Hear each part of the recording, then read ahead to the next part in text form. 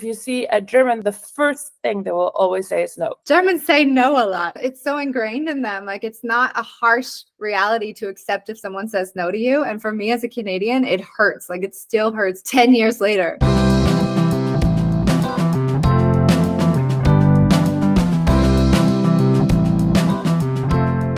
Hello, good morning. My name is Sigrid. I was a former press attaché for the Mexican embassy here in Berlin. Been here in Berlin for the last 12 years. I started helping a lot of people. As a Mexican, you always have a friend of a friend of a friend who's coming to Berlin. And I decided to start helping them just to try to understand the culture. My grandmother was born in Germany, in Dresden. There are a lot of things that I took for granted. And when I arrived here, I was like, oh, so not everybody thinks the same way. This is how Surviving Berlin started. Surviving Berlin started as just questions and get answers about the German culture. I've been doing some workshops. In the future, the idea is to consolidate the whole project of Surviving Berlin into tools for you, even playlists, the songs you have to know if you want to go to Oktoberfest and sing along, or what is important for you to sing once you're in Berlin, all that, or in Germany in general. So the idea is to push this through as the second part, so to say, of moving abroad and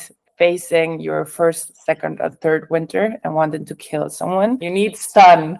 We were just on a call last week with Common Ground Berlin on a podcast. One thing that I mentioned is there's a difference between surviving Berlin and being able to thrive in Berlin or Germany as a whole, you know? And I feel like the welcome program that I offer is really that first step to making sure that you get everything checked off and you're good to go. But then if you want to really embrace, you know, living here in Germany, living in Berlin, being able to understand those cultural norms is so important. And then this morning when we first had our call, you started off by saying Germans say no a lot. It's so ingrained in them. Like, it's not a harsh reality to accept if someone says no to you. And for me as a Canadian, it hurts. Like, it still hurts 10 years later. Maybe we should start off with this topic and you can kind of go a little bit into depth about no, the word no here in Germany, and why it's normal to be shut down. Even though I don't look Mexican, as a Latin, you always say yes to everything. Can you do this? Yes, of course, of course. Do you know where to go? Oh, yes. Just turn right here. And you have absolutely no idea. I found this very interesting, especially, for instance, in the workplace, when someone comes and says, like, can you do this? And you go like, yes, of course. If you see a German, the first thing they will always say is no. Even on a workplace, even if they are their bosses,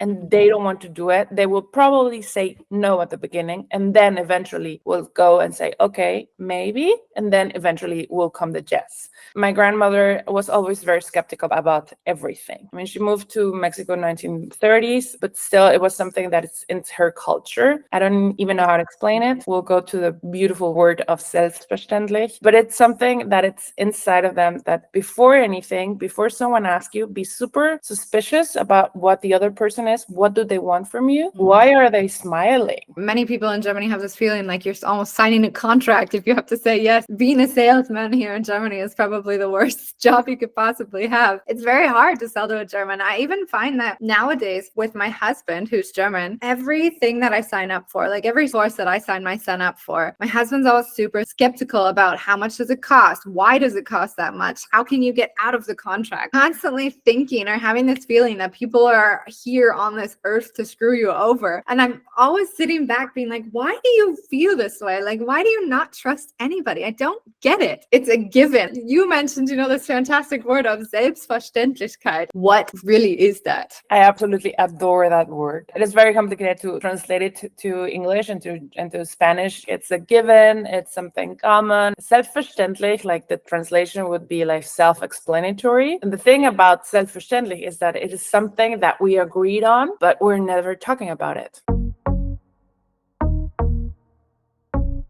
You have this in a relationship. For instance, my ex-boyfriend, I told him like, oh, I'm a Latin girl. I like getting flowers once or twice a month. And he looked like me like, why? I just send flowers if I messed up. For him, it was selbstverständlich that he will never send me flowers unless he really screwed it up. And for me, it was selbstverständlich that he will send it to me every Friday, so to say. And that brought the first big argument. Selbstverständlichkeit is a difficult thing to really grasp and understand. It's something that even a German might not even be able to warn somebody else about, or you don't realize it in your relationship until this argument comes up. Sometimes you don't even realize that the reason you're arguing is because you both have a very different definition of what is selbstverständlich, right? In Germany, of course, there's so many different areas, and we could go on probably for hours and hours, but today we're going to focus on 5 specific areas. And I think we should just jump right into one that many people are going to experience when they come here to work, and that is in the job force. Starting with work, and it's something that for me was also very tough at the beginning. You don't mix business and private life. It's selbstverständlich in Mexico. You arrive at work and you go first for your coffee, and you start having your coffee first and chatting with the people first, and then you sit down and you start writing. Germany, no. It is 9. You put on the computer and you start working. And even in lunchtime, you talk about Tatort. This is a German TV show that happens every Sunday. You talk about maybe news, maybe the weather. You never really mix private life, and you just work 8 hours. That also means selbstverständlich at 6 o'clock or 5 o'clock, you can turn off your computer. You can actually have a life outside of work. Without getting fired or not getting that bonus. That's what happened to me in Canada. I didn't get the promotion I wanted because I took my 2 weeks vacation that I was entitled to, but it proved that I wasn't as interested in my job as I was in meeting my future husband, which in hindsight was a very good idea. In Mexico, it is, we say it hora nalga. You basically just sit down and wait until your boss goes away. So you're even chatting with your friends. Also, the difference here, it is work and there is business. You don't even look at your private phone while you're working. The sector of going from one place to another also gives you the possibility to really concentrate on your job. On the other side, it might feel a little bit lonely because if you want to go outside to get a couple of beers and talk about your life here, there's not that much possibility. You have to have hobbies. I've always found that to be a little bit sad, but yeah, on the other hand, like you say, it also gives you opportunity to really be present in your social life after work. There is also one thing that I've heard from a lot of Germans, which constantly shocks me. And many people also might notice this when they first come to Germany, is depending on where you live, a lot of people smoke in Germany. In Canada, not as many people smoke. And from many German colleagues of mine who don't smoke, they found that they've actually missed out on some projects or some ideas of project building together with their colleagues because they're still talking about work, even on their smoke break. I think maybe people coming from other countries won't realize how much is communicated on their smoke breaks that you might be missing out on work-wise because they're still talking work. Everything has here an exception. This is not set in stone, but don't expect that the people that you are getting to know inside of the work are going to be the people that you're going to go partying over the weekend. Which is typically what would happen in Canada is if you're just moving somewhere for the first time, your work friends are going to be the first friends that you have. It's not always impossible for that to happen. It does happen, but things take more time. But let's move into the topic of friends then. Like when it comes to making friends, what is obvious? What's a given? What is selbstverständlich that foreigners should know about German friendships? I think in general, it's very complicated to make friends in Germany. It is a full-time job. I don't know how it is in Canada, but at least in Mexico, you make friends every corner and you start talking to people. But in Germany, it's not that way. Again, if we start already with a no, being skeptical about everything, it's not that easy to start making friends. Having a German friend on the other side is having a friend for life. You set up like a date, let's meet for coffee in 1 week. Always end the conversation with ich freue mich. This sort of expression is kind of like the most beautiful part of a relationship, like ich freue mich, because it's like, I'm happy to see you. And after you see each other, you send a text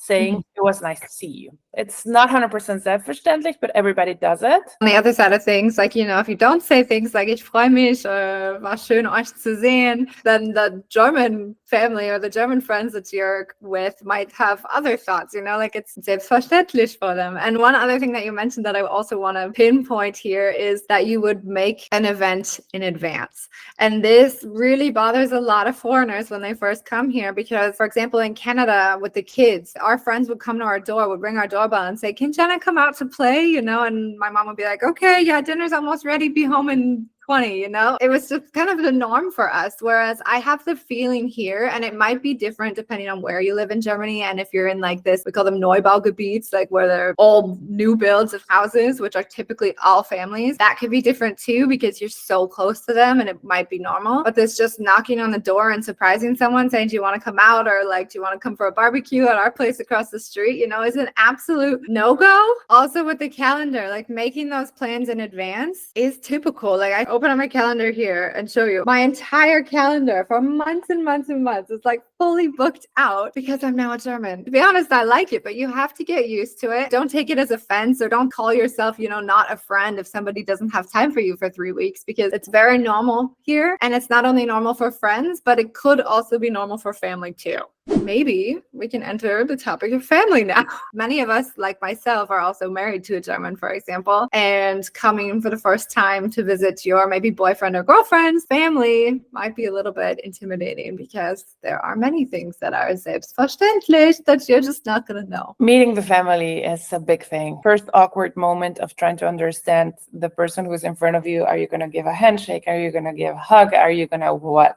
That part of the protocol is not that offensichtlich, which is another word that it's like so transparent. Bring always a bottle of wine and flowers with you. It's the best opening. It's selbstverständlich that you understand the culture. Be there on time. On time means 10 minutes before. Another thing that is worth mentioning is that German honesty, we've all heard about it before. We all know that Germans are very honest, but I would say in terms of going to meet a family for the first time, or even just anytime you meet your family, they're going to be a lot more honest in a more personal setting. And this is something that shocked me a lot, and something that sometimes I'm still not totally used to. For example, I brought gifts from Canada for my mother-in-law for the first time. We brought some ice wine, which she really liked, and we also brought some maple syrup. She said, thank you so much, but I hate maple syrup. I would never eat maple syrup, because at the hospital where I worked at, there was a medication that we used to give the sick kids, and then their pee would smell like maple syrup. When my family came over for the first time, they brought a bottle of red wine, and she said, oh, thank you so much. That's so kind of you, but I don't drink red wine, so you can gift it to somebody else. She was very thankful that somebody brought her wine, and it wasn't that she was disappointed in any way. She was just being totally upfront honest that I'm so thankful that you made this generous offer, because it's selbstverständlich in Germany that you would bring something, but let me be honest and say I'm never going to drink it. And that's also in Germany absolutely okay to be honest. Really, I think that Germany, it's kind of like a very good therapy, because it's not about you.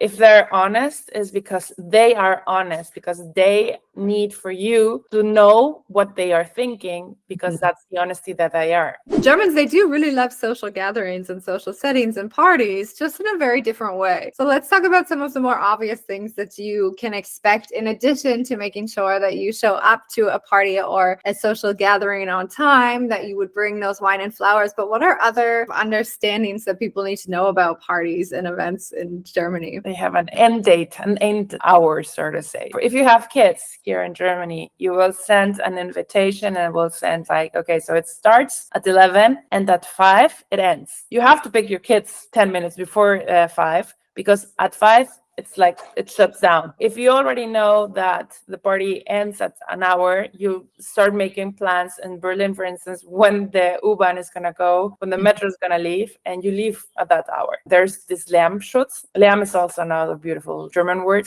Lärm, it's basically noise, but it's a noise that annoys you. It is something so inside of the culture that you cannot make any noise on Sundays or after 10. Even if you have a party, and this is also selbstverständlich, now that you're talking about it, it's also selbstverständlich. Before you make a party, if you live in a building or in a residential area, you put a poster and say that, hi, I'm going to throw a party. We're trying our best to be as calm as possible. It's going to be ending at 1.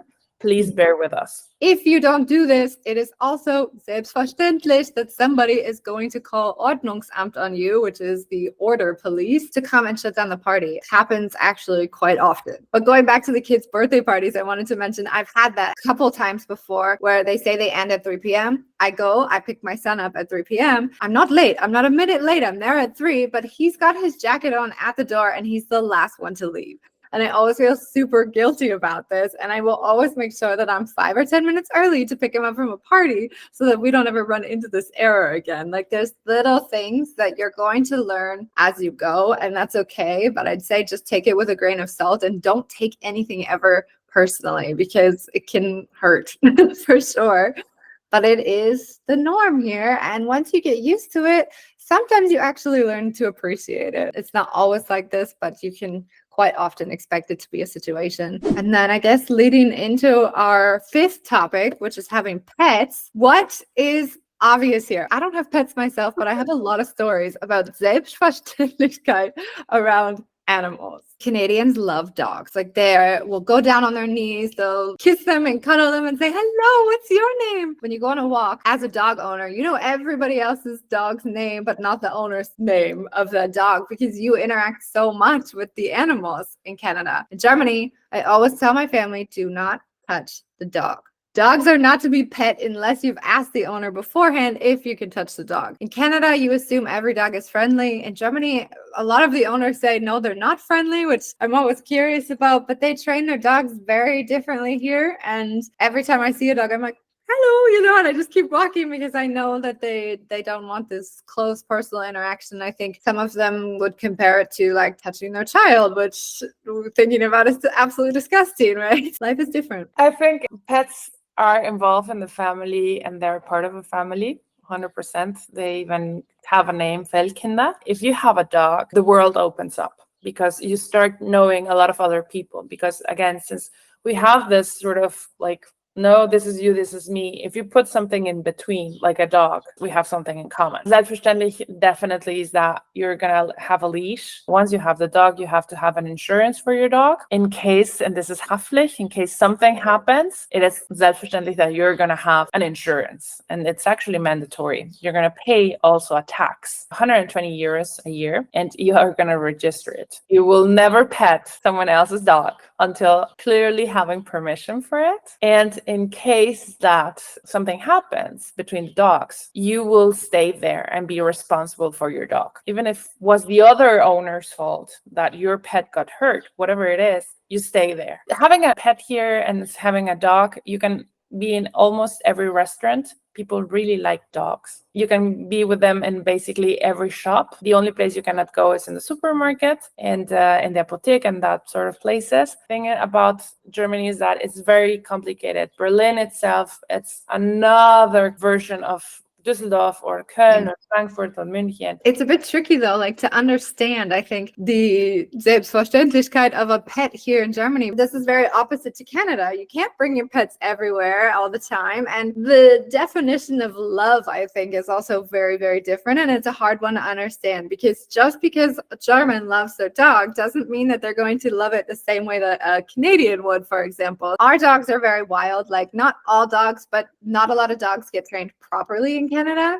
We have a dog and it's really a pet. Like it's your pet. It's not your child, it's your pet. And you cuddle it and coddle it and they sleep on your bed with you and you play games with it. You treat it like an animal, really, but like one that you love. Whereas in Germany, you don't necessarily cuddle and coddle and let it sleep on your bed. There are typically very strict rules, as there would be a child. You know, they have to learn how to sleep in their own bed. They can't sleep with mommy and daddy all the time. It's just simply different. There's also a lot more obvious, or maybe for foreigners, not so obvious things that happen within this dog life. And you'd be surprised like how many topics we could go through on this video call that are so obvious to a German that are not obvious at all to a foreigner. And it's so tricky to kind of understand. But of course, you've got people like Sigrid who can help you, figure out these Selbstverständlichkeiten and hopefully make life here a bit easier. And I would love to know what else is so obvious in Germany that people should know about, that we should definitely leave those in the comments below for sure. We somehow need to merge all of these Selbstverständlichkeiten together and provide those to everybody who are moving here for the first time. I think would be a huge help for them for sure. Yeah, and any information that we can give them maybe for you, or maybe if you're offering a workshop, then we can always share that also in the description below and on social media too. Thank you so much, Jenna. This has been a lot of fun, definitely. And I'm trying to move into this world, and the webpage of survivingberlin.com is happening very soon. If anybody has another question or anything, the more more the merrier. And I do believe in the power of community. I think we're surviving and thriving in Germany together.